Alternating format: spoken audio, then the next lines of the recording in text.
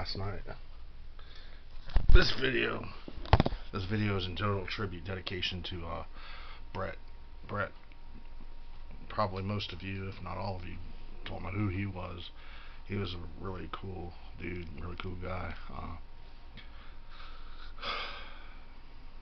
Passed away, and he passed. He died in 2008. I was just going on 30. Um, August 2008. He was only 44 years old, going on 45. He was almost going to be 45 in March if he would have lived past 2008. He would have been 45 in 2009. 45 years old in 2009. But he was 14 years older than me, to put it in perspective. 14 years older than me. He loved Bud Ice, so I'm drinking this in his tribute. I ain't playing with that funky Mexican. I mean, I'll try it, but I ain't got no uh, we ain't got no German or Polish beer where I live. It's hard to find. We have sucky beer. Well, brands. The the beer selection and brands suck around here. Trust and believe. So,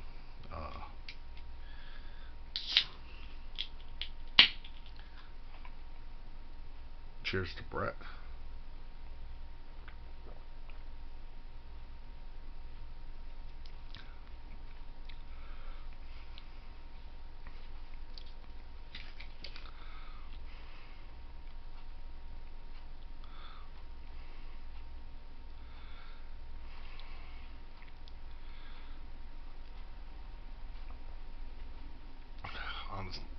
Let me talk about Brett. Brett. Okay. Let me start from the bottom here. Um, Brett, by the way, used to go through about 27, 29, almost 30 of these big tall boys every day. He'd start early in the morning, chew tobacco. I don't drink that much, but he did. So I was born in 1978. Let's fast forward to 1998. I was going to be 20 years or 20 years old. 1998, I turned 20.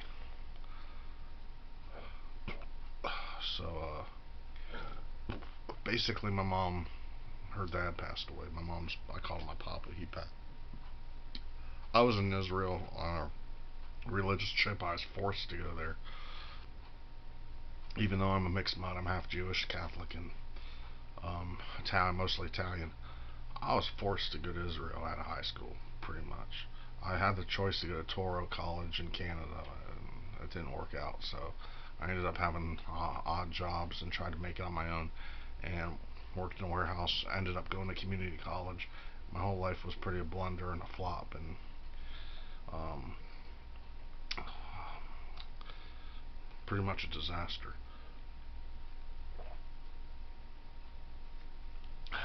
But going back to 1998, came back from Israel. My sister was dating this hillbilly. Brett didn't like him. His name was Antonio. Brett, had met Brett. Got drunk. He knew my brother. My brother's 10 years older than me. They used to load furniture back in the 80s. And I met Brett, and his dad died in 1997 from cancer. So he took after his dad died back in 1997. Brett turned to drinking and alcohol. He drank before that, but he upped it. Like he drank way more since 1997. So I drank with him. He was born in 1964, I think. He told me stories of the early 60s. He was a football player. He almost got a scholarship to West Virginia in football. Big guy, man. He was bigger than me, more muscle, tougher than me. They called him Popeye. His forearms were real big. He didn't take no shit from nobody. My mom felt protected by him. Long story short, my mom lived with him for the next 10 years. Basically, he cheated. My mom cheated with him, basically, behind my dad's back. Because my mom felt protected by him and felt um, felt closure and comfortable because it was right around the time my mom's dad died, so she felt like he basically replaced my papa or my mom's dad, basically. It's really a weird story. I could still hear them talking outside for like 4 hours in the backyard. I don't know what they were talking about, but they were just used to talk in the late 90s. I don't know. My sister, around the time my sister graduated high school back in 98. Brett liked wine. He liked to drink. He liked chewing tobacco. He went fishing with him a couple times. He was a lot of fun to hang out with. He was an awesome drinking partner, buddy. Really fun to drink with. He used to tell me stories. He was a good cook. He was a cool cat. He was a real cool guy. That's about Brett. Brett could have got a football scholarship to Ohio State. He was going to play Ohio State football. When he fucking tackled people, he'd twist their ankle, and he was rough, real rough on the football field. They nicknamed him something to someone else. His parents were well known, respected in the community. He had a lot of siblings. He was a kind of a well known family in the city, kind of popular and sort of famous. Good reputation. It's all about Brett. Brett liked Italian food. He was Sicilian and some other. He had the other European blood, I think. He was Sicilian, Irish, maybe Irish, German. I don't know. Indian. It was Sicilian, Italian. My mom liked him because he was Italian too. He used to call me Tato. Tato, go down the store, give me some beer, give me some tall boys. He used to give me money. He used to stress the fuck out of my mom. He really did put gray hair on my mom, for real, through the years.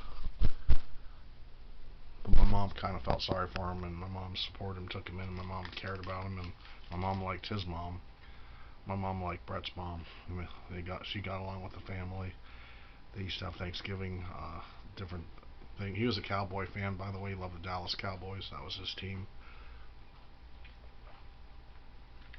He had a son. I ain't gonna say what his name is. Couldn't see his son. The court order. So he was. That fucked him up too. He couldn't. He didn't have regular, normal visitation to see his son, so that kind of fucked his life up. But he ended up getting diabetes. He got real.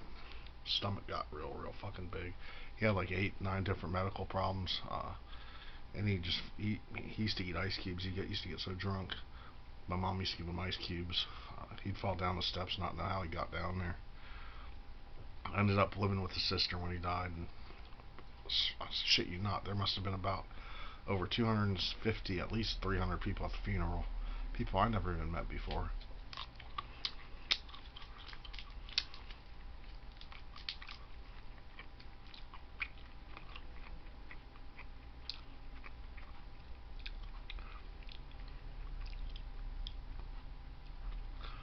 It's kind of good, man. I just picked this um, Long John beef stick. I never had it. Based out of Michigan. It's ironic because his Brett's dad's name was John, so kind of ironic.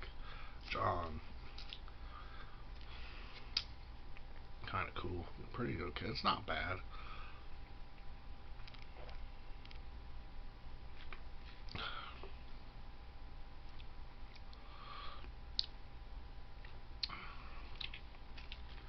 Man, I miss Brett though. He's fun to chill with, hang out with, and someone to kick it with, talk to, and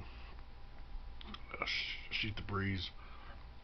Man, it sucks, man. Since he died, I ain't got nobody to drink with. He was a cool guy to hang out with.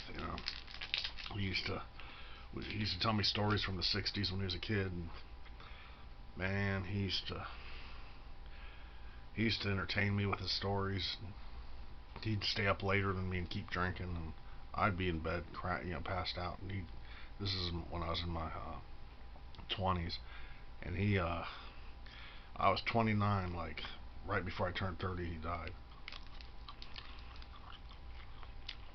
Man, never forget the day my sister gave me the news. Called me up in August of 2008.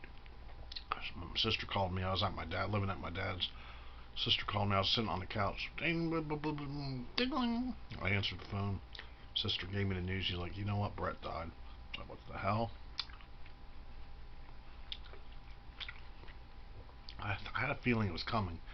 he used to have premonitions. It was kind of weird. Like he'd sit on my mom's deck, look outside, and just be lonely. He used to love TV Land, Rifleman, Leave It to Beaver. He used to like watching what's that show? Andy Griffith. He used to love Rifleman, Andy Griffith. All in the Family. He loved the Crocodile Hunter. He used to imitate Clinton, make me laugh. He used to act like the Crocodile Hunter. By Crocky, he was so funny, man. He was a cool guy. He loved Emerald Lagasse. He used to say "bam" like Emerald Lagasse.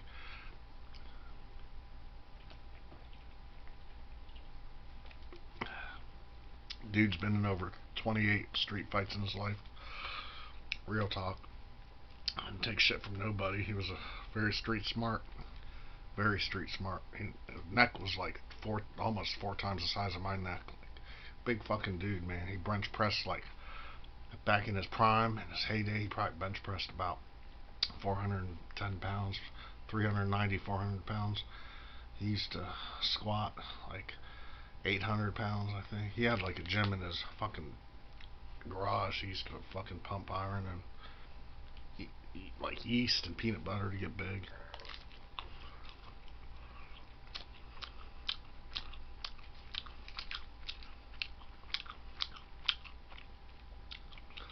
I remember the time I had an apartment. Uh, they arm wrestled at my mom's. And he got pissed. He lost, and Brett was ready to fight. My brother was just left, man. My brother crashed at my crib, ready to squabble, man. They were ready to fucking duke it out. My brother was like, man, my brother can wrestle. He said, you would put Brett in a fucking chokehold or fucking. He was a ground. My brother's like a ground fighter. He would have probably fucked Brett up, but Brett was a tough motherfucker. I stood up to him one time. I pushed him. Well, he pushed me, and I said, push me again and see what happens. I threatened him. I'm like, I got up in his face. I'm like, push me again. This is back in 2006. Christmas of 2006 when I had to move back to Ohio or Columbus. He made me mad. He sat outside and shook his head. I stressed him out. I only meant business. I was like, see what happens. Touch me again. Actually, that's the only time I ever stood up to him. My dad was there. I don't know what happened. He was just mad because he was helping me move because I lost everything when I was living out of town. I had to move back to Columbus, and him and my dad helped come and bail me out and came to basically rescue me. And he was he was mad and helping my dad. We were putting shit on a Penske rental truck, and it was Brett was in the middle. I think I was in the middle. Brett was on my right, and my dad was driving. Man, it seems like so long ago, like 50 years ago. Brett didn't take no shit.